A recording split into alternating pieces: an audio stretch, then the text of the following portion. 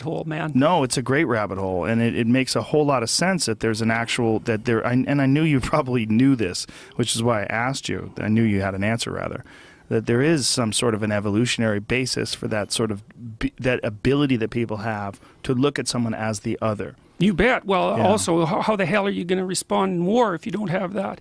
Right, and that was always an issue with people. With invading tribes, and like you said, with other external threats, whether it was animals or insects or snakes or anything that could kill you. Yeah, well, and I mean, in a primordial situation, Yes. I mean, guys are in warrior mode a good part of the time, and modern people don't even know what that's like. That's why they go out and they go into warrior mode and they get post-traumatic stress disorder, because it's so unlike the way they configure themselves that they can't even bridge the gap between the two identities. And for just for sake of clarity, I think for some folks, post-traumatic stress disorder has actually come from not just that, but also from the threat of being attacked.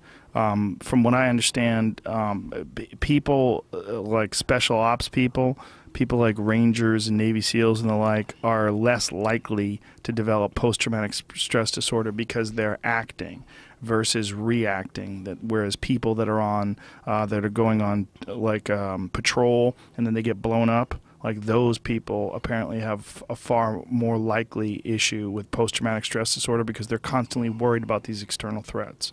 And then when they come back to civilization, they have a very difficult time getting back to baseline. Yeah, they're in prey mode. Yes. Really, in a very serious way. Yes. Yeah. Yeah. So it's not just acting, but it's also reacting. That the reacting issue sometimes is even more problematic for the individual than the acting mode.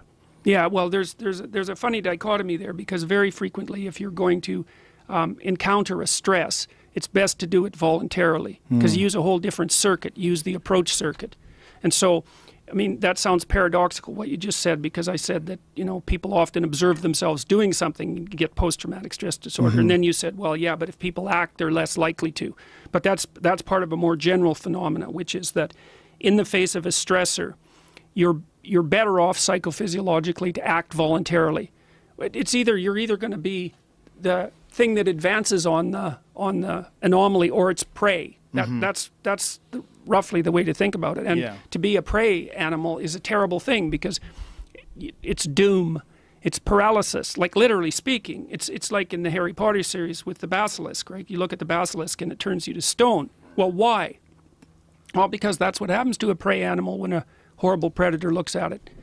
It's frozen. It's turned to stone. That's Medusa with all her snakes, right? She looks at you, man. Mother Nature looks at you. The devouring part of Mother Nature opens her eye on you. It's like you're paralyzed. That's an old story. That is a really interesting thing that I never considered, that Medusa does have this head of snakes, and she looks at you, she turns you into stone, and that is the biggest issue with people. It's not fight or flight. People think it's fight or flight. It's fight, flight, or freeze. Right. The freeze thing is very common with people, and I've seen it. I've seen it with people that just, they don't know what to do when they're in a stressful situation, and instead of reacting, they freak out. Yeah.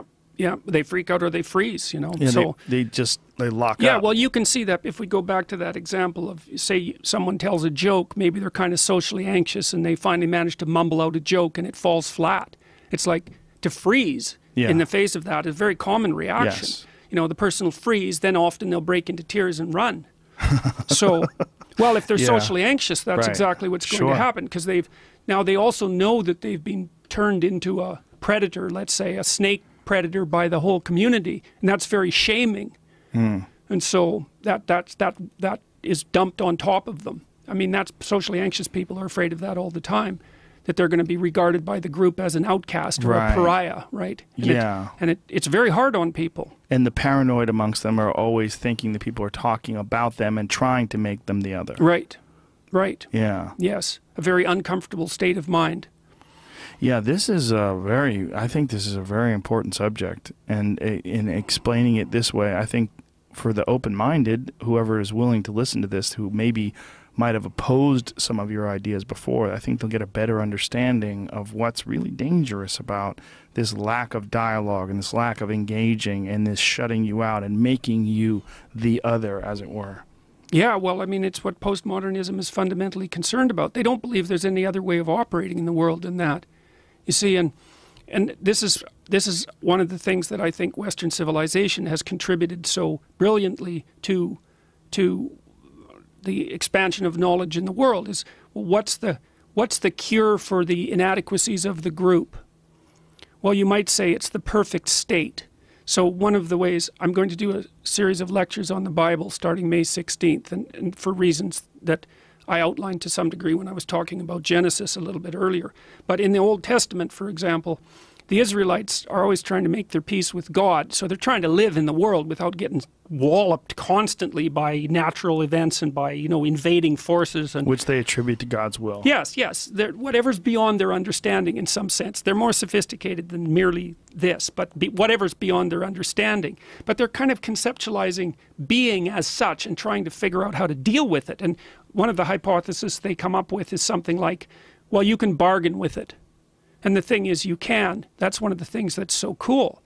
And partly the reason you can bargain with reality is because the reality that you encounter as you move forward in time is partly the world, but partly the abstract social system.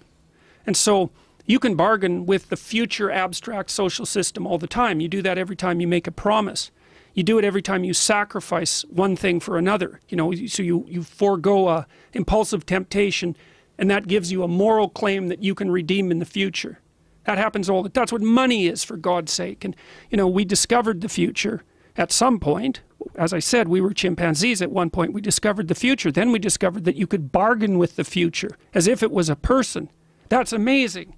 It's amazing. And that's partly where the idea of God as a personality came from.